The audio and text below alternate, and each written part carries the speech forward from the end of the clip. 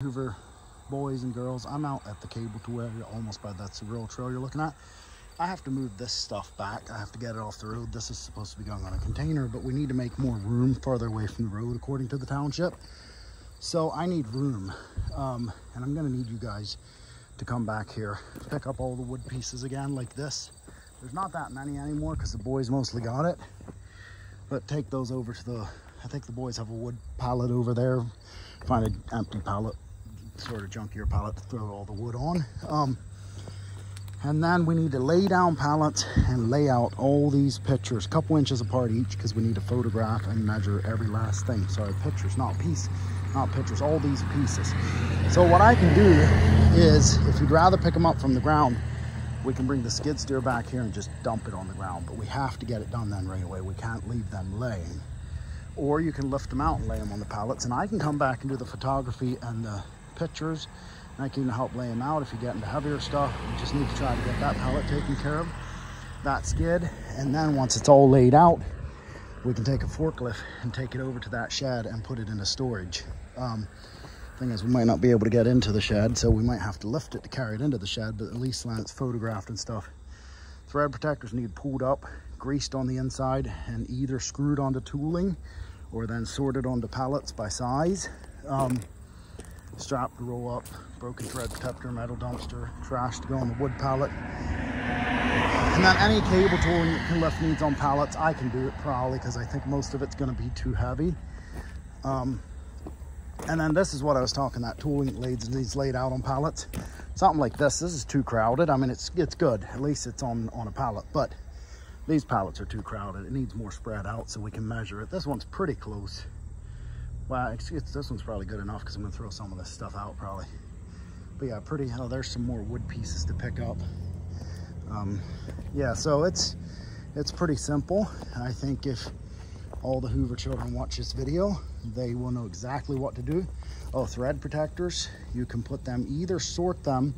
I wanna have like a box of each type of thread protector, like each size. Well, a box of rubber ones for that size and a box of metal ones for that size.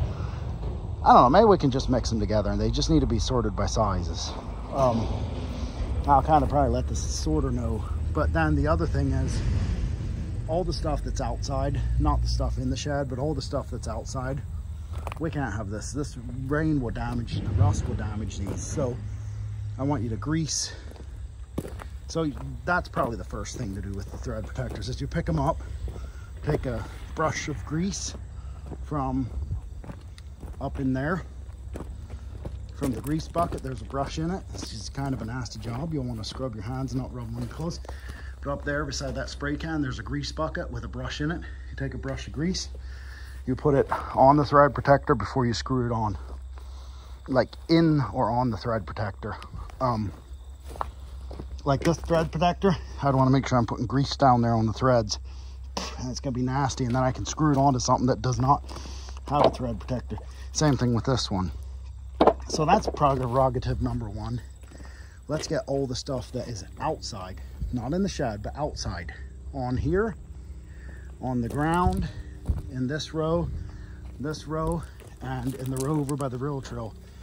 Every thread should have properly fitting shoulder thread protector on it. The thread protector, so let's pretend this piece is a thread protector and that piece is a something else. You can see how they screwed two pieces together here? But we're pretending this one's a thread protector. See, they didn't screw it up the whole way. I don't want that. They need to be screwed on the whole way, tight, like, I mean, you don't need to like tighten it with a wrench or anything like that, but like finger tight. Right here's one not screwed on, and that one won't even screw on the whole way because stuff's in the way. So that could happen, but if it's the right size, it should screw on like that. Not really a gap. There is a gap. That one's not screwed on right. And actually that one probably won't because of where it is. There's something, I think this bit is screwed onto this stem and screwed on so tight you can't even see the difference without really studying. There, not like that, but after you grease it, it's screwed on like that, tight. So that's thread protectors. Use the rubber and the plastic ones first. When you're out of those, then we go to the metal ones. Because the metal ones we can sell. And then, if we have any left, we use boxes to sort them by size or something like that. Use the ones on the ground first too, because we need to pick them up, like the thread protectors on the ground. So you put grease on it, and then you go around with that thread protector, find a thread that fits, and screw it on. I think that busted thread protector might fit this bit, and that's okay if it's busted. Obviously not ideal if it's just a half. This bit might be getting sold. That's why I painted the round gray circle on it. And then once you have that all done, we need to I need to move a bunch of stuff around. This stuff over here, you guys pretty well laid out. I have to picture it, and this needs to go on a pallet, but I can probably do that because some of that's getting pretty heavy for you. So I'll probably have to do it, but that gives you some things to do. You can also pick up wood back through there. So good paying outside jobs, you've got wood to pick up. You've got like a couple hours worth of outside jobs, you can make a fair amount of money. Wood to pick up. Oh, these metal pieces are not scrap. They need to go back to the cable tool pile and onto a pallet. So those you can carry. These wood pieces are for the wood pile.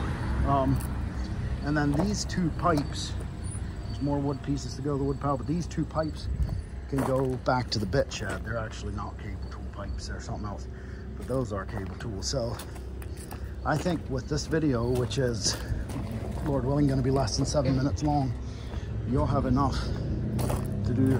Probably depends how many people are helping and how well you're working. You'll probably have 3-4 hours of work at premium wage because you're working outdoors. All right, maybe even more. All right, love you, bye.